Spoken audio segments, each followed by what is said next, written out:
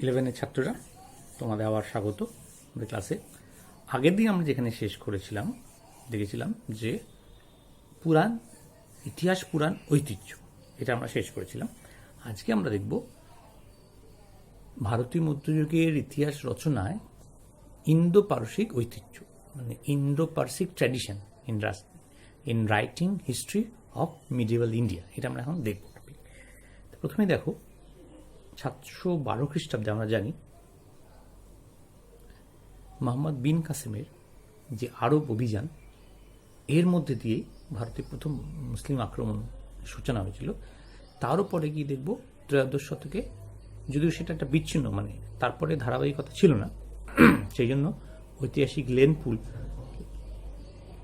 ওই আরব দেশ সিন্ধু বিজয়কে বলছে ফলাফলবিহীন ঘটনা মাত্র।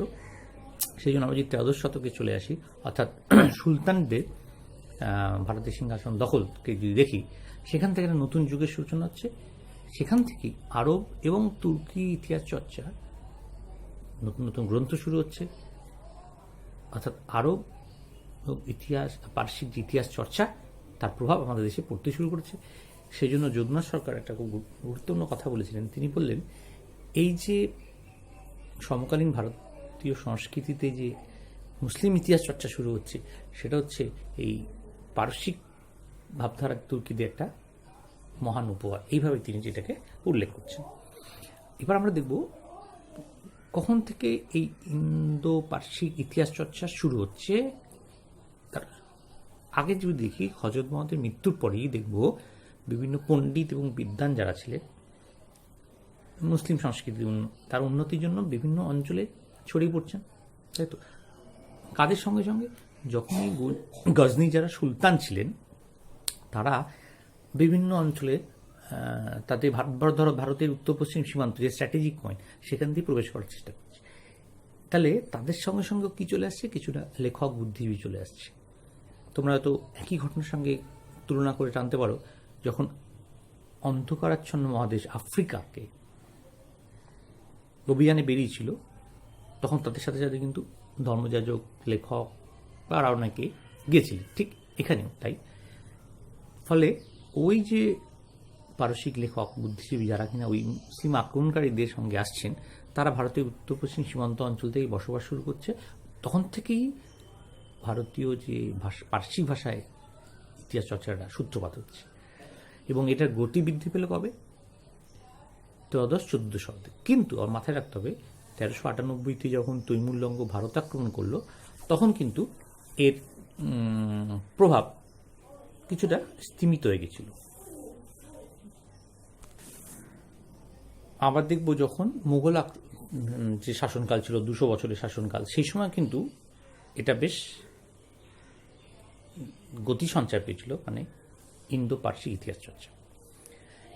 এবার যেটা আমরা যাব, এই ইন্দো পার্সিক ইতিহাস চর্চার যে বৈশিষ্ট্যগুলো, প্রথম বৈশিষ্ট্য আমরা বলবো টাইম সেন্স, সঠিক কালানুক্রম, এবং আরবদের ইতিহাস সম্বন্ধে, কালচেতনা সম্বন্ধে বিস্ময়কর প্রতিভা। তারা এত সুন্দর সময়ক্রম, কারণ আমরা জানি ইতিহাসটাকে কী বলা হয়, ক্রোনোলজি মেনটেন করা, সময়ের পর সময়গুলোকে ঠিকঠাক করে সাজিয়ে নেওয়া, এটাই ইতিহাসের প্রধান কাজ। এবং এই বিষয়ে অত্যন্ত পারদর্শী ছিলেন আরবিকরা। ফলে তাদের সেই প্রভাবটা কিন্তু পার্সিক ধারায় এসে পড়ছিল। পরবর্তীকালে সেটা কিন্তু ভারতীয়দের ধারায় এটা অন্তর্ভুক্ত হয়েছে। টাইমিং, সঠিক কালানুক্রম একটা বড় বৈশিষ্ট্য ছিল এদের সম্বন্ধে। নেক্সট যেটা দেখব, এদের আলোচনার বিষয়বস্তু কারা ছিল, সবসময় উচ্চ বৃত্ত মানুষ, উচ্চ বর্গের মানুষরা, তাই তো। যেহেতু বিভিন্ন রাজশক্তির স্থাপকতা করতো তারা, ফলে বারবারই তাদের কথার মধ্যে কিন্তু সেই বিষয়গুলোই স্থান পেয়েছে। এখানে ধর্ম, অর্থনীতি, শিল্প করা, এইগুলো কিন্তু তাদের জায়গায় স্থান পায়নি, এটা আমরা দেখি। তারপরে তাদের মধ্যে আরেকটা বৈশিষ্ট্য দেখব, যে ধর্মীয় চিন্তাধারা ভীষণভাবে তাদের মধ্যে ছিল, মানে ইসলামিক চিন্তাধারা, এবং সব কিছুকেই তারা এই ইসলামিক দৃষ্টিকোণ দিয়ে বিচার করতেন, এবং যেগুলো ইসলাম বিরোধী তারা সেগুলোকে স্বীকৃতি দিতেন না, তাই তো। ফলে পরবর্তী ঐতিহাসিকরা বলছেন যে এই সকল ঐতিহাসিকদের মানসিক যে সীমাবদ্ধতা, এই সম্বন্ধে কিন্তু আমাদের সচেতন থাকতে হবে, ঠিক। কারণ এইসব ঐতিহাসিকরা তাদের চিন্তা চেতনার মধ্যে একটা ধর্মীয় প্রভাব দ্বারা আচ্ছন্ন। ঠিক, যদিও সামান্য মাত্রায় হলো, কিন্তু সেই সময় কিছু কিছু ঐতিহাসিক ছিলেন যারা এই ধর্মীয় সংকীর্ণতার কিন্তু ঊর্ধ্বে উঠতে পেরেছিলেন। ঠিক, এবারে আমরা দেখব যে বিভিন্ন ঐতিহাসিক ছিল তারা তাদের দৃষ্টিভঙ্গি দিয়ে কীভাবে দেখেছে। আমির খসরু, জিয়াউদ্দিন বারুনি, নামগুলো তো সময় যেন, এরা কি করছে? এরা ইতিহাসকে বলছে যে অভিজাত মানুষের কার্যকলাপটাই হচ্ছে ইতিহাস, এবং নিম্ন শ্রেণীর মানুষকে এদের স্থান দেওয়া হয়নি। এটা অদ্ভুত। ঠিক, ফলে সবসময় একটা অভিজাততান্ত্রিক এই ধরনের রাজতান্ত্রিক ইতিহাসে তার অভ্যস্ত। তো তাই নয়, তোমরা হয়তো জেনে থাকবে, ক্লাস 7-এ হয়তো পড়েছিল যে মোহাম্মদ বিন তুগলক তিনি কী করেছিলেন, খুব নিম্নবর্গের মানুষদেরও রাষ্ট্র পরিচালনার কিছু দায়িত্ব অর্পণ করেছিলেন। এই ঘটনাকে তারা তীব্র সমালোচনা করছেন। শুধু তাই না, তারা বলছেন এটা করে আসলে রাষ্ট্রের ভয়ঙ্কর বিপদ বা সর্বনাশ ডেকে এনেছেন মোহাম্মদ বিন তুগলক। মানে এটা হচ্ছে দৃষ্টিভঙ্গিগত তাদের যে পার্থক্য। আর এর বাইরে যেটা বলবো, এই পারস্যিক ইতিহাস চর্চার যে বিভিন্ন ধারাগুলো, সেখানে কি রয়েছে, ভারতে যে পারস্যিক চর্চা রয়েছে সেই আত্মজীবনীমূলক রচনা আছে, নীতিশাস্ত্র আছে, প্রশাসনিক বিবরণ আছে, কথোপকথন আছে। এরকমভাবে বিভিন্নভাবে তারা তাদের পারস্যিক ইতিহাসটা যে বিভিন্ন ধারায় রচনায় তুলে ধরেছে। তাহলে এই গেল ইন্দো পারস্যিক ইতিহাস চর্চার বিষয়বস্তু। সেখানে কিছু ত্রুটি আমরা অলরেডি দেখতে পাচ্ছি। ত্রুটিগুলো যদি বলি, কি বলবো, সবসময় একটা রয়্যাল পেট্রনেজ বা রাজকীয় পৃষ্ঠপোষকতা বা আনুকূল্য দাবি করত। তাতে বিবরণ ছিল সম্পূর্ণভাবে রাজনীতি, কারণ সেখানে সমাজ অর্থনৈতিক একটা স্থান পায়নি। বারবার দেখছি, আর কি দেখছি, তারা কোনো সময় ধর্মীয় সংকীর্ণতা বা বেশিরভাগ সময় ধর্মীয় সংকীর্ণতা ঊর্ধ্বে উঠতে পারেন, তাই তো? ফলে বিভিন্ন যে ঐতিহাসিক, জিয়াউদ্দিন বারুনির কথা যেটা বলা হলো যে একদম শ্রেষ্ঠ ঐতিহাসিক, তিনি বলছেন যে ইসলামের ইতিহাসের সাথে হাদিসের যোগ আছে। ফলে কতটা মারাত্মক ব্যাপারটা আর কি ইতিহাস চর্চার ক্ষেত্রে একটা, কিন্তু এবং তারা ইসলামের মহত্ব প্রতিষ্ঠা করতে চাইছে, এটা একটা অদ্ভুত বিষয়। তো যাই হোক, এরপরে আমরা যখন দেখব এই চর্চা, যে ইন্দো পারসিক ইতিহাস চর্চা, তার অবসান ঘটছে কোন সময়? তার অবসান শুরু হচ্ছে অষ্টম শতকের পর, যখন মোগল সাম্রাজ্যের ভাঙন শুরু হচ্ছে, তার অবক্ষয় শুরু হচ্ছে। তখন কিন্তু ইন্দো পারসিক যারা ঐতিহাসিকগণ ছিল, খুব স্বাভাবিকভাবে কিন্তু তারা কিন্তু সেই রাজন্যকুল্য থেকে বঞ্চিত হচ্ছে, তাই তো? পাশাপাশি কি দেখছি, বিভিন্ন যে মানে তখন আমরা দেখতে পাচ্ছি কাদের ঔপনিবেশিক শাসন। ফলে তখন আরেকটা নতুন ইতিহাসের সূত্রপাত হচ্ছে, এবং আমরা আস্তে আস্তে দেখতে পাচ্ছি মধ্যযুগীয় ইতিহাসের একটা সমাপ্তির দিকে এগিয়ে চলেছে। তাহলে এই আমরা দেখলাম মোটামুটি ইন্দো পারসিক ইতিহাস চর্চা মধ্যযুগে, তার যে বৈশিষ্ট্যগুলোকে আমরা খেয়াল। আচ্ছা, ওই পার্ট হয়ে গেল। এবার আমরা যেটা দেখব যে ইতিহাসের সময়রেখা নিয়ে দুটো দৃষ্টিভঙ্গি আছে, পরস্পর বিরোধী কিছুটা। একটা হচ্ছে লিনিয়ার বা রৈখিক বা সরলরৈখিক, এটা। আরেকটা বলছে কি সাইক্লিকার বা বৃত্তাকার। এই দুটো মতবাদের সাথে মতবাদের যারা সমর্থক, তাদের মধ্যে কিন্তু একটা বিরোধ আমরা খেয়াল করব। প্রথমে আগে বলে নিই, এই রৈখিক বলতে আমরা কি বুঝি, রৈখিক কালচেতনা বা এই সাইক্লিক কালচেতনা বা এই জায়গাটা বলতে আমরা কি বুঝি একটু দেখে নিই। কোনো কোনো মানুষ কি বিশ্বাস করছেন যে ইতিহাসে অগ্রগতি ঘটে একটা রৈখিক ধারায়। যে পেন্সিলটা দেখতে পাচ্ছি, একটা সরলরেখা, অর্থাৎ সরলরেখা বলা যায়। তার মানে কি, তার একটা শুরু আছে, আবার এখানে একটা কি আছে, তার শেষ, সূচনা পর্ব আছে। ফলে ইতিহাস কি করছে, সূচনা পর্ব থেকে যাত্রা করে বিভিন্ন পথ অতিক্রম করে সে কিন্তু একটা অন্তিম জায়গায় পৌঁছাচ্ছে। এবং এই মতটা কিন্তু মূলত খ্রিস্টান ধর্মীয় যারা, তারা এই মতটা মনে করে থাকেন। তারা বলছেন একদিন না একদিন এই যে কালের অগ্রগতি ঘটছে, এটা কিন্তু শেষ হবেই। সেই জন্যই তারা বলছেন ইতিহাসের সূচনা হচ্ছে অতীত থেকে, ইতিহাস যাত্রা করছে বর্তমানে, আবার বর্তমান থেকে ইতিহাস যাত্রা করবে ভবিষ্যতের দিকে। এইভাবেই তারা এই ধারণাটা তুলে ধরছে, অনেকটা তীরের মতো কালে অগ্রগতিকে বলছে, এবং সবসময় ফ্রন্টে, সম্মুখবর্তী। তোমরা নিচু ক্লাসে করেছিলে পদার্থবিজ্ঞানে, ফিজিক্সে, যে আলো ক্ষেত্রে একটা কী হয়, একটা অ্যারো চিহ্ন বা তীরের মতো দিতে হয়। ঠিক এখানেও কিন্তু ইতিহাসে যে সময়কাল বিবরণী রৈখিক মত কিন্তু একই দৃষ্টিভঙ্গিকে এখানে ফলো করে। এবং এখানে খ্রিস্টান ধর্মাবলম্বী এবং পাশ্চাত্যের অধিকাংশ ঐতিহাসিক কিন্তু এই মতের সমর্থক, আমরা এটা দেখলাম।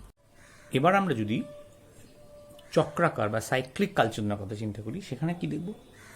সেখানে বলছে ইতিহাসের ধারা, ইতিহাসের যে যুগ বা সময়ের ধারা, সেটা কি হচ্ছে? চক্রাকার পথে আবর্তিত হচ্ছে। ফলে কি হচ্ছে? বিভিন্ন যুগগুলি কি হচ্ছে? আবার নতুন ফিরে আসছে। এই মতটাকে, যেহেতু সাইক্লিক, আমরা বলি না ইতিহাসে পুনরাবৃত্তি, ফলে এখানেও ঠিক একই দ্বারা বলছে কোনো নতুনত্ব নেই, সব কিছু পুনরাবৃত্তি হয় এবং কোনো ঘটনা, অতীতকালের ঘটনা কিন্তু আবার সেটাই বর্তমানকালে ফিরে আসছে। তাই আমরা বলি না হিস্ট্রি রিপিট ইটসেলফ, ইতিহাসের পুনরাবৃত্তি। এই ভারতীয় ধারণাও কিন্তু এরকম, যে চক্রাকার অনুসারে হবে, ঠিক। এবং আমরা যে দেখেছি যে কিভাবে এগাচ্ছে যুগগুলোকে, সত্য, ত্রেতা, দাপর, কলি, এই যে বিভিন্নভাবে আসছে। সত্যযুগ, তার থেকে এলো ত্রেতা যুগ, ত্রেতা থেকে হলো দাপুর যুগ, দাপুর থেকে কলি যুগ, এই চক্রাকারে আবর্তিত হচ্ছে। এবং তারা বলছে যে প্রত্যেকটা যুগ কিন্তু তার পূর্ববর্তী যুগের থেকে অনেক খারাপ। মানে আগের যুগটা শ্রেষ্ঠ। দেখবে আমাদের মধ্যে একটা খুব ধারণা আছে, আমরা সবসময় বলার চেষ্টা করি আগে যা কিছু ছিল সব ভালো। অর্থাৎ ওই ধারণাটা কি ভারতীয় সমাজ জীবনের সাথে অঙ্গীভূত হয়ে গেছে। এই যে যুগগুলো, একটা পর একটা যুগ আসছে, একটা পর একটা যুগ আসছে, সেই যুগগুলো কিন্তু একটা যুগ অপর যুগের থেকে অনেক নিম্নমানের, মানে উন্নত নয়। ঠিক এইভাবেই কিন্তু পরিবর্তন করছে। এবং সেখানে বলছে তোমার কি হচ্ছে না, পুনরাবর্তন হচ্ছে, রিপিট হচ্ছে, কিন্তু কোনো নতুনত্ব বা পরিবর্তন ঘটছে না। এই কিন্তু একটা অদ্ভুত কথা, ঠিক। অনেক ঐতিহাসিক, যেমন তোমরা আর্নল্ড টয়েনবি জানো, তিনিও বলছেন যে এই যে চক্রাকারে যে কথা বলা হচ্ছে, সেখানে তিনটে জিনিস আছে, একটা জন্ম আছে, একটা বৃদ্ধি আছে, আর একটা ধ্বংস আছে। এইভাবে তুলে ধরা হচ্ছে। এই দেখবো আমরা হচ্ছে ভারতীয় যে বা চক্রাকার কালচেতনা সম্বন্ধে যে ধারণাটা আমরা জানতে পারলাম। এই প্রসঙ্গে তোমাদের একটু বলে রাখা ভালো, এই যে ইতিহাসের সময় বা কাল সম্পর্কিত যে ধারণার কথা আমরা বললাম, notation of time in history, এখানে সব থেকে গুরুত্বপূর্ণ অবদান ছিল কিন্তু আরবদের। আরবদের অদ্ভুত দক্ষতা, সময় পুঙ্খানুপুঙ্খানুভাবে তারা কিন্তু এগুলোকে নথিভুক্ত করত, যেগুলো গ্রিক বা রোমানদের মধ্যে দেখিনি। এমনকি ভারতীয়দের মধ্যে কিন্তু এই সময় সম্বন্ধে এত সচেতনতা কিন্তু দেখা যায়নি। ফলে মুসলিম ঐতিহাসিকরা, বিশেষ করে আরব ঐতিহাসিকরা কিন্তু এটাকে খুব বৎসর, মাস, তারিখ, এইভাবে খুব নিপুণতার উপর তারা কিন্তু জোর দিয়েছে। কালানুক্রমটা খুব সুশৃঙ্খলভাবে তারা কিন্তু এটা করেছে। আমরা দেখব ইতিহাসের যুগ বিভাজন বা ডিস্ট্রিবিউশন অফ হিস্টোরিক্যাল পিরিয়ড। একটা ইউরোপে দেখব আর একটা ভারতে দেখব। তো এটা একটা খুব বিতর্কিত ব্যাপার। তাহলে একটু বলে নিই, প্রাচীন যুগ, মধ্যযুগ, আধুনিক যুগ, এই তিনটে ভাগে আমাদের যুগ বিভাজন করা হয়ে থাকে, তোমরা জানো। ইউরোপে যদি প্রাচীন যুগ দেখি, কখন দেখবো? একদম আদিম পর্ব, সূচনা কাল থেকে, যেখান থেকে আমরা অতীতকে স্মরণ করতে পারি, সেই সময় থেকে 476 খ্রিস্টপূর্ব অব্দি। এইটুকুকে বলা হয় কার? যে রোমুলাসের সিংহাসনচ্যুতি, জার্মান সেনাপতি যিনি ছিলেন রোম সাম্রাজ্যের অধিপতি, তার সিংহাসনচ্যুতি থেকে 1453 খ্রিস্টাব্দে যে কনস্টান্টিনোপেলের পতন অবধি সময়টাকে বলা হচ্ছে তোমার মধ্যযুগ। আর 1453 খ্রিস্টাব্দের পর থেকে সময়টাকে বলা হচ্ছে আধুনিক যুগ। তাহলে ইউরোপে এইভাবে যুগ বিভাজন করা হয়েছে। এবার আমরা যেটা দেখব, এই যুগ বিভাজন সংক্রান্ত বিতর্কটা কিরকম হচ্ছে। দেখো, এই যে 1453 কথা বলা হচ্ছে, কনস্টান্টিনোপেলের পতন, কেউ কেউ বলছেন 1492-তে কলম্বাসের যে আমেরিকা আবিষ্কার, সেটাও হতে পারে। ফলে এই যে একটা মতপার্থক্য তৈরি হচ্ছে, এই মতপার্থক্যটাই কিন্তু আমাদের কাছে একটা গুরুত্বপূর্ণ বিষয়। কিরকম মতপার্থক্য? ধরো আমি বলছি 1453 খ্রিস্টাব্দে তোমার আধুনিক যুগের শুরু হচ্ছে। এখন এই আধুনিক যুগটা মধ্যযুগের বৈশিষ্ট্য হিসেবে আমরা কি দেখতাম? ভূমিদাস প্রথা বা সামন্ত প্রথা এবং ভূমিদাস প্রথা, এটা দেখতাম। কিন্তু আমরা কি বলতে পারি 1453 খ্রিস্টাব্দের পরেই সমস্ত জায়গায়, ইউরোপের সমস্ত জায়গা থেকে এই সামন্ত প্রথা বিলুপ্ত হয়েছিল? একেবারেই না। এটারও কিন্তু এক এক দেশে এক এক সময় ঘটনাগুলো ঘটেছে। প্রধানত কখন ঘটেছিল আমরা জানি? ফরাসি বিপ্লবকে কেন্দ্র করে, অর্থাৎ 1789 খ্রিস্টাব্দ, তার পরবর্তীকালে এই ঘটনাটা ঘটেছিল। আবার দেখ, এই ঘটনাটা রাশিয়াতে ঘটছে কবে? আরও পরে, 1861 খ্রিস্টাব্দ, জার দ্বিতীয় আলেকজান্ডারের সময়। তার মানে এই যে সামন্ত প্রথা, ভূমিদাস প্রথা, যেটাকে মধ্যযুগের বৈশিষ্ট্য বলা হয়, সেই মধ্যযুগটা শেষ হচ্ছে 1453, কিন্তু এই ভূমিদাস প্রথা বা সামন্ত প্রথা যেটা কিন্তু অনেক পরে শেষ হচ্ছে। ফলে এই যুগ বিভাজন সংক্রান্ত কিন্তু একটা বিশেষ বিতর্ক থেকে যাচ্ছে যে সমস্ত জায়গায়, ইউরোপের মধ্যেও যদি দেখি, এশিয়ার কথা বা অন্যান্য মহাদেশের কথা বাদ দিচ্ছি, ইউরোপে যদি দেখি যে সমস্ত জায়গায় একই সঙ্গে কিন্তু এই সামন্ত প্রথা অবলুপ্তি ঘটেনি। ফলে এইভাবে নির্দিষ্ট তারিখ সময় দিয়ে যুগ বিভাজন করা কিন্তু খুব কঠিন এবং বিতর্কিত ব্যাপার।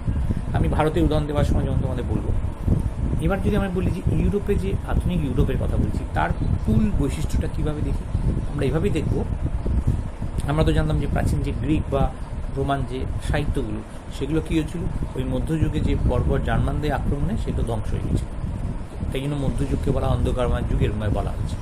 পরবর্তীকালে আবার যখন দেখব যে কনস্টান্টিনোপলের পতন ঘটছে এবং গ্রিক এবং রোমান দর্শন, শিল্প, সংস্কৃতি আবার নতুন করে পুনরুজ্জীবন ঘটছে, এই সময় থেকে আমি নবজাগরণের যুগ বলছি, বা এই সময় থেকে আমি আধুনিকতা সূত্রপাত করছি। এবং আমরা দেখব এই সময় ইতিহাসের বৈশিষ্ট্যটা হচ্ছে কি না, যুক্তিবাদিতা, মানবতাবাদ, এই যে বিষয় বৈশিষ্ট্যগুলোকে এই সময় কিন্তু ইতিহাসে, আধুনিক ইতিহাসে স্থান করে নিচ্ছে ইউরোপ। আরও কি দেখলাম, সামন্ত প্রথার বৈশিষ্ট্য দেখলাম, সামন্ততন্ত্রের বৈশিষ্ট্য দেখলাম, আধুনিক রাষ্ট্র, জাতীয় রাষ্ট্রের উদ্ভব হচ্ছে, যে বহু জাতীয় অধ্যুষিত একটা রাষ্ট্রের পরিবর্তে একটা জাতিভিত্তিক একটা রাষ্ট্র, ওয়ান নেশন ওয়ান স্টেটের আমরা দেখলাম। ফলে এই যে বিষয়গুলোকে আমরা এখন নতুন যে আধুনিক ইউরোপ তার বৈশিষ্ট্য হিসেবে দেখতে পাচ্ছি। আরও অনেক কিছু এই অর্থনৈতিক ক্ষেত্রে পরিবর্তন করছে, সাহিত্য সংস্কৃতির মধ্যে একটা পরিবর্তন দিয়ে মধ্যে দিয়ে যাচ্ছে, শ্রম বিভাজনের ক্ষেত্রে একটা পরিবর্তন হচ্ছে। ফলে আমরা এইভাবে সামগ্রিকভাবে আধুনিক ইউরোপের যে বৈশিষ্ট্যগুলোকে এভাবে দেখতে এবং যুগ বিভাজন সামনে রাখি। এবার আমি তোমাদের যেটা বলবো হচ্ছে ভারতের যুগ বিভাজন, সেখানেও স্তর করা আছে। যেমন একটা বিতর্ক খুব ভারতীয়রা, মানে ব্রিটিশরা আমাদের সে করলো, কীভাবে যুগ বিভাজনটা করলো দেখো। প্রথমে করলো প্রাচীন যুগ, তাকে তারা বলছে হিন্দু যুগ। পরবর্তী যেটা মধ্যযুগ, তারা বলছে মুসলিম যুগ।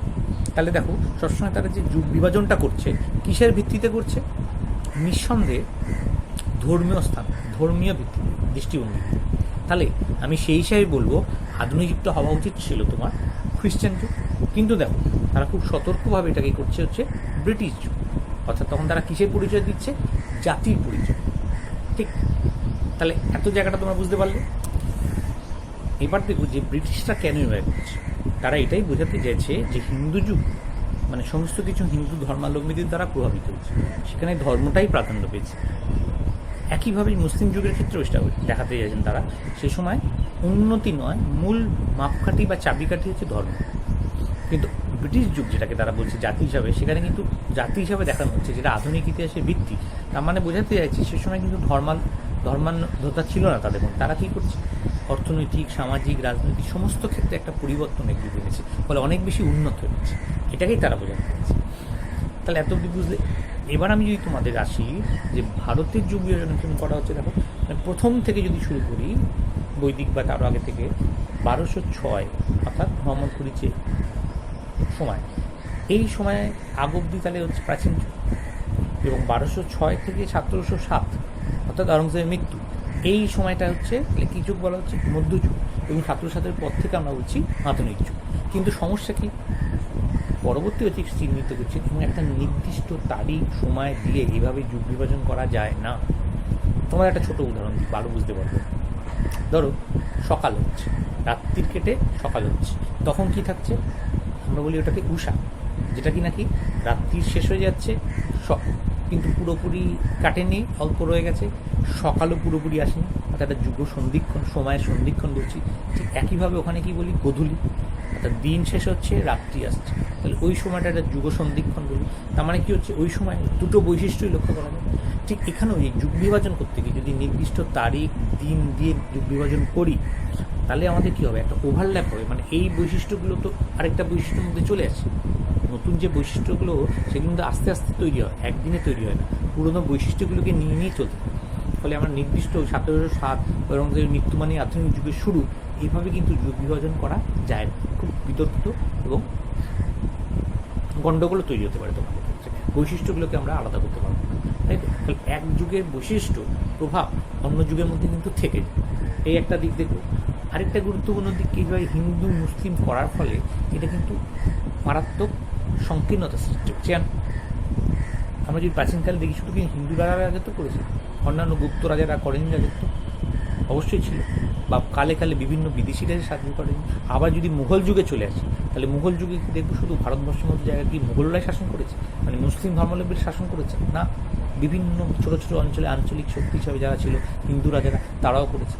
ফলে এবার দোলাচলের মধ্যে দিয়ে কিন্তু গেছে। যেমন দক্ষিণ ভারতে বিজয়নগর ছিল একটা হিন্দু রাজ্য, তার ঠিক পাশেই ছিল বাহামনি, সেটা আবার মুসলিম রাজ্য। ফলে এইভাবে বিভিন্ন বিষয়ের মধ্যে দিয়ে গেছে। এইভাবে ধর্মীয় সংকীর্ণতা দিয়ে কিন্তু এগুলোকে এভাবে বিভাজন করা যায় না। এবং এই যে বললাম, এটাই ছিল যুগ বিভাজন সম্বন্ধে আধুনিক ঐতিহাসিকদের মত, যে ওইভাবে নির্দিষ্ট সময় তারিখ কাল দিয়ে যুগ বিভাজন করা যায় না, মোটামুটি একটা পর্বকে ধরে চলতে হয়। যেরকম একটা তোমার উদাহরণ দিই, যে আধুনিক যুগে শুরু 1707 না বলে আমি যদি আরেকটু এগিয়ে গিয়ে 1757 এই সময় পর্বটাকে ধরি, অর্থাৎ মুঘল যুগের ক্রম অবক্ষয় ঘটছে, আর আস্তে আস্তে কী হচ্ছে, আঞ্চলিক শক্তির উত্থান ঘটছে, এবং তারপরে আমরা কি দেখছি যে ব্রিটিশ ঔপনিবেশিক শক্তিগুলো আসছে। এই সময়ের যে পর্বটা 1707 থেকে 1757, এই সময়ের মধ্যে গিয়ে আমি বলতে পারবো যে আধুনিক মধ্যযুগ তার বৈশিষ্ট্যগুলোকে ক্রমশ শেষ করতে চলেছে নতুন আধুনিক যুগের মধ্যে দিয়ে, তাই তো? নতুন যে যুগ, আধুনিক যুগ, সেই বৈশিষ্ট্যগুলো কখন থেকে তৈরি হচ্ছে? মধ্যযুগের খোলস থেকে কিন্তু এখানে তৈরি হচ্ছে। এইভাবেই যুগ বিভাজন করা। তাই আমরা আশা করবো যে আজকে যা যা পড়ালাম তোমরা মোটামুটি বুঝতে পেরেছ। ঠিক এই অবধি তোমরা মোটামুটি বুঝলে। আজকে আমি তোমাদের যেটা করব, আর তার সাথে পরে প্রথম একদিন বলেছিলাম তোমাদের প্রথম অধ্যায়ে শুধুমাত্র অবজেক্টিভ প্রশ্ন আছে, এমসিকিউ এবং এসিকিউ, এখানে কোনো বড় প্রশ্ন হয় না, মানে 8 নম্বরে। ফলে আমি এখানে মোটামুটি যা যা প্রিভিয়াস ইয়ারগুলোতে এসছে 2015 থেকে 20, একদম এই 6 বছরে এই চ্যাপ্টার থেকে কী কোশ্চেন এসছে তোমাদের একটু আস্তে আস্তে বলে দিই। তোমরা এগুলোকে দরকার হলে প্রয়োজন মনে করে লিখে নিতে পারো, যেহেতু তোমাদের কাছে এখনো বইটি নেই। প্রথমে আমি দেখছি যে বইগুলো একটু দেখে নিই, আস্তে আস্তে বলছি তোমাদের। ভারতে পুরাণের সংখ্যা কটি? নিশ্চয়ই তোমরা উত্তর জানো। উত্তরগুলো কি বলে দিতে, যদি বলো তো বলে দিতে পারি। ধরো 18টি। ইংরাজিতে প্রি হিস্ট্রি কথাটি প্রথম ব্যবহার করেন কে? অনেকগুলো অপশন আছে। পল তুর্নাল। তাহলে ভারতের পুরাণের সংখ্যা হলো 18টি। ইংরেজিতে প্রি হিস্ট্রি কথাটি প্রথম ব্যবহার করেন পল তুর্নাল। হলো। থার্ড প্রশ্নে আমি চলে যাই। ইতিহাসের জনক কাকে বলা হয়? এটা সবাই জানো, আমি আর উত্তরটা দিচ্ছি না। ইতিহাসের জনক কাকে বলা হয়? ঠিক। তাহলে এই গেল 2015 প্রশ্ন। এবারে 2015 এমসিকিউর বাইরে যে তোমার এসএকিউ হয়, এক কথায় যেটা থাকে 16 নম্বর, প্রি হিস্ট্রি বলতে কী বোঝো? লিখে রাখতে পারো, প্রি হিস্ট্রি বলতে কী বোঝো? তারপরে প্রশ্ন, আচ্ছা এখানে ইংরেজিতে লেখা আছে প্রি হিস্ট্রি, তোমরা নিশ্চয়ই এটা জানো, আমি বলার সময় ইংরেজি শব্দগুলো ব্যবহার করেছিলাম। আর দেখো বলেছে ভারতে প্রথম সাবঅল্টার্ন স্টাডিজ গ্রন্থ প্রকাশ করে কে প্রথম নিম্নবর্গের ইতিহাস চর্চা শুরু করে? আরেকবার বলছি, ভারতের সাবঅল্টার্ন স্টাডিজ গ্রন্থ প্রকাশ করে কে প্রথম নিম্নবর্গের ইতিহাস চর্চা শুরু করে? আশা করি এটার উত্তর তোমরা জানো, রণজিৎ গুহ। এবার আমি পরের প্রশ্নটা যাচ্ছি, আস্তে আস্তে লেখো। জেমস মিল ভারতের ইতিহাসকে কি কি ভাগে ভাগ করেছে? জেমস মিল ভারতের ইতিহাসকে কি কি ভাগে ভাগ করেছে? যেমন তোটা তোমাদের দিয়েছিলাম যে হিন্দু যুগ, মুসলিম যুগ এবং ব্রিটিশ যুগ, এটাই ছিল জেমস মিলের দৃষ্টিভঙ্গি হচ্ছে। ঠিক।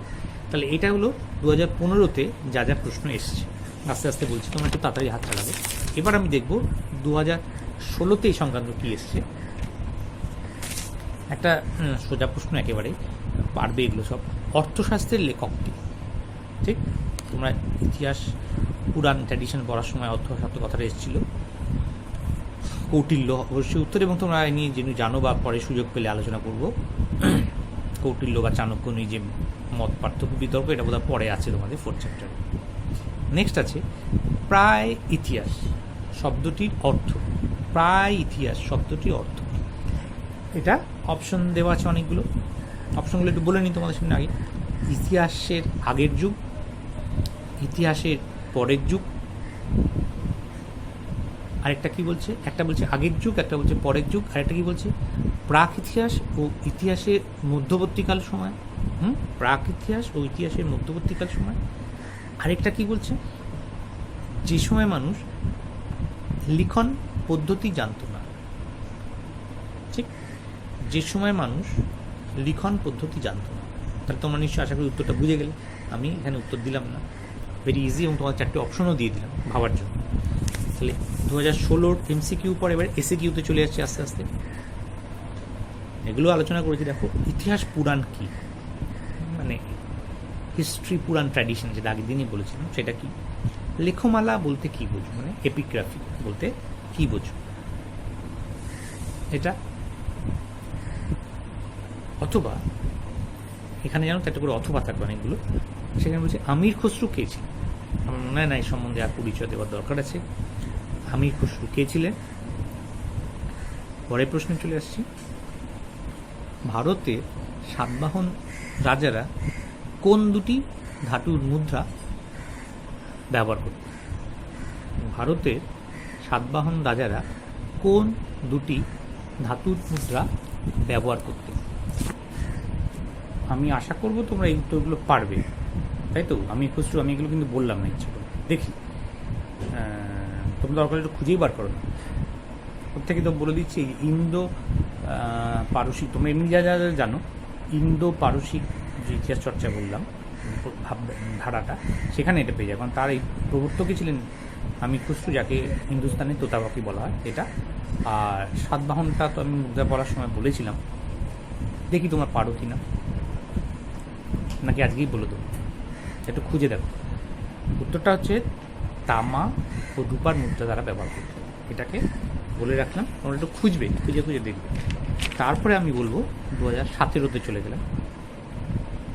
বলছেন প্রাগ ঐতিহাসিক যুগের ইতিহাসের প্রধান উপাদান কি? প্রাগ ঐতিহাসিক যুগে, ভালো করে শোনো, ইতিহাসের প্রধান উপাদান কি, এটাকে দেওয়া হয়েছে। ঠিক, 2017। অপশনগুলো আমি দিয়ে ছেড়ে দেবো, উত্তর দেবো না। লিপি, মুদ্রা, ধর্মগ্রন্থ ও জীবাশ্ম, এই 4টি অপশন দেওয়া আছে। আশা করি তোমরা পারবে। পরের প্রশ্নটা বলছি, ভারতের ইতিহাসে ঐতিহাসিক যুগের সূচনা, বিতর্কিত একটা বিষয় যেটা আমি তোমাদের বলেছিলাম। ভারতের ঐতিহাসিক যুগের সূচনা কোন সময় থেকে হয়েছে?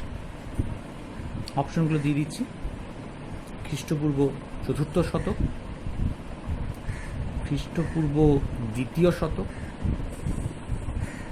খ্রিস্টপূর্ব 6ষ্ঠ শতক ও খ্রিস্টপূর্ব 8ম শতক। এইগুলো দেওয়া আছে। খ্রিস্টপূর্ব, আবার বলি, 2য় শতক, খ্রিস্টপূর্ব 4র্থ শতক, খ্রিস্টপূর্ব 6ষ্ঠ শতক, খ্রিস্টপূর্ব 8ম শতক। একটু বিতর্কিত ব্যাপারটা এখানে লাগছে, কারণ আলেকজান্ডারের যে ভারত অভিযান, অর্থাৎ খ্রিস্টপূর্ব 3য় শতকের কথা উচিত ছিল, কিন্তু এখানে অপশনেই নেই। ফলে আমি উত্তরটা তোমাদের বলে দিই, কারণ দুটো মতকে ধরা হয়েছিল তো। ফলে খ্রিস্টপূর্ব 6ষ্ঠ শতককে এখানে কিন্তু আমাদের ধরতে হবে, মানে এখানে দেখছি যে সঠিক উত্তরটা নেই। আর 3 নম্বর প্রশ্নে আসি, পৃথিবীর প্রাচীনতম মহাকাব্য কি? এটা একদমই বলবো না, কারণ আমি জানি তোমরা এটা জানো, শুনে নিয়েছো আমার ক্লাসে বলি। তারপরে চলে আসছি 2017 SAQতে। একই প্রশ্ন থাকে, ঘুরে ফিরে একই প্রশ্ন থাকে। ফলে আমি বারবার বলবো, কোশ্চেনগুলোকে ভালো করে তোমরা ফলো করবে, ইয়ারের যে কোশ্চেনগুলো। প্রাক ইতিহাস কথাটি প্রথম কে ব্যবহার করে? আমি অলরেডি একবার MCQর মধ্যে তো এটা বলেছি। তারপরেরটা কি আছে? ইতিহাসের রৈখিক কালচেতনা কি? ইতিহাসের রৈখিক কালচেতনা কি, যেটা আজকে আমি পড়ালাম। ঠিক, আশা করি বুঝেছ।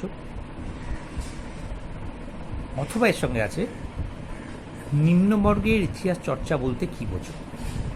নিম্নবর্গের ইতিহাস চর্চা বলতে কি বোঝো? আশা করি এটা তোমরা বুঝতে পেরেছই, না বোঝার কোনো কারণ নেই। আর তারপরে আছে রাজতরঙ্গিনী গ্রন্থের আলোচ্য বিষয় কী ছিল? এটাও আশা করি তোমাদের জানা উচিত। বলেছিলাম আঞ্চলিক ইতিহাস, কাশ্মীর ইতিহাস। তাহলে 16, 17 হয়ে গেল, এবার 18তে চলে আসছি। একই প্রশ্ন আছে, ভারতে কটি পুরাণ ছিল? এগুলো তাড়াতাড়ি বলে যাচ্ছি। প্রাক ইতিহাস শব্দটির অর্থ কী? একই জিনিস ঘুরে ঘুরে দিচ্ছে, আর নেই। তারপরে চলে যাচ্ছি 18 এসএকিউ, হিস্টোরিয়া শব্দটির অর্থ কী বলেছিলাম। লেখমালা আবার রিপিট হয়েছে। এপিগ্রাফি বলতে কী বোঝো? ব্রিটিশ ঐতিহাসিক জেমস মিল ভারতীয় ইতিহাসকে কী কী ভাগে ভাগ করেছেন। দেখতে পাচ্ছ যে একটু করে রিপিট এসে যাচ্ছে। প্রবাহমান কাল বা টাইম লাইন বলতে কী বোঝো? ঠিক, এত অবধি তোমাদের 2018তে এসছে। আচ্ছা, আর তারপরে এবার আমি ডাইরেক্ট কোশ্চেনটা বার করি। 2019-এর প্রশ্ন। 19-এর প্রশ্ন যেটা আছে, একটাই দেখতে পাচ্ছি, ইন্ডিকা গ্রন্থের রচয়িতা কে ছিল? এটা, এছাড়া এই চ্যাপ্টার সংক্রান্ত আর কিছু নয়। ও, গিলগামেশ। আরেকটা হচ্ছে গিলগামেশ হলো ড্যাশ মহাকাব্য, মানে কোন দেশে? ভারতের, মেসোপটেমিয়ার, মিশরের, না গ্রিসের? এটাও তোমাদের জন্য রাখা চালু, কারণ আশা করি তোমরা পারবে, দুটো প্রশ্নই পারবে, আমি কোনো চিন্তার কারণ নেই।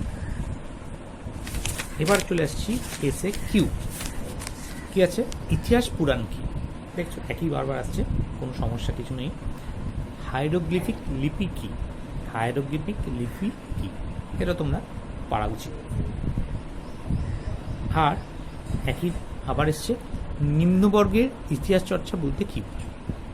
নিম্নবর্গের ইতিহাস চর্চা বলতে কী বোঝো? তাহলে এগুলো তোমরা পারবে, একই জিনিস বারবার রিপিট হচ্ছে। তাহলে ইয়ারের প্রশ্নগুলো তোমাদের ভালো করে ফলো করতে হবে। এটা হচ্ছে 19 গেল। এবার আমি 20-তে আসি। 20-তে বলছে যে আধুনিক ইতিহাস চর্চার জনক কি? ওই একই, নতুন কিছু না। অর্থশাস্ত্রের লেখক, এটা। ইউনিফর্ম লিপির অপর নাম, ঠিক, বলবো না, আমার আশা তোমরা এগুলো পারবে। ঠিক, তাহলে এই 3টে গেল হচ্ছে তোমার এমসিকিউ। আর যদি এসএকিউ দেখি কি করেছে, একটু এসএকিউটা দেখে নিই। দেখো সেই একই জিনিস, প্রাক ইতিহাস কাকে বলে? ঠিক, আর নিউমিসমেটিক্স কি? আমি বলেছিলাম মুদ্রা পড়ানোর সময়, খেয়াল করে দেখো, আবার একটু শুনে নাও ভিডিওটা দরকার হলে। নিউমিসমেটিক্স কি? ঠিক, এর বাইরে আছে একই জিনিস, জেমস মিল ইতিহাসের যুগ বিভাজন কিভাবে করেছে? ঠিক, যেটা অলরেডি আমরা রিপিট হিসেবে দেখছি। আরেকটা প্রশ্ন দিয়েছে, আবর্তনশীল সময়ের ধারণা বা সাইক্লিক্যাল কনসেপ্ট অফ টাইম, যেটা আমি আজকে বললাম, সেইটা কি? তাহলে বুঝতে পারছি এটা 2020 কথা বললাম। তাহলে 2015 থেকে 2020-তে যা প্রথম অধ্যায় থেকে যা প্রশ্ন এসছে, যেহেতু বড় প্রশ্ন আসে না, শুধু এমসিকিউ এসিকিউ মিলে, সেগুলো সব আলোচনা করলাম। তার মানে এর সাথে সাথেই আমার প্রথম অধ্যায়টা মোটামুটি শেষ হলো। হয়তো তোমরা বলতে পারো আরও কিছু কিছু পড়তে হবে, অবজেক্টিভ যেহেতু, কারণ অবজেক্টিভ তো সাজেস্টিভ করা যায় না, সেক্ষেত্রে কিন্তু আরও পড়তে হবে। কিন্তু এগুলো হচ্ছে প্রধান যেগুলো আলোচনা করে দিলাম। সময় সুযোগ হলে হয়তো আরও কিছু নতুন প্রশ্ন তোমাদের দিয়ে দিতে পারি। তারপরে আমি কিন্তু তোমাদের দ্বিতীয় অধ্যায় চলে যাব। আশা করি এত পর্যন্ত সবাই বুঝতে পেরেছো। ভালো থেকো।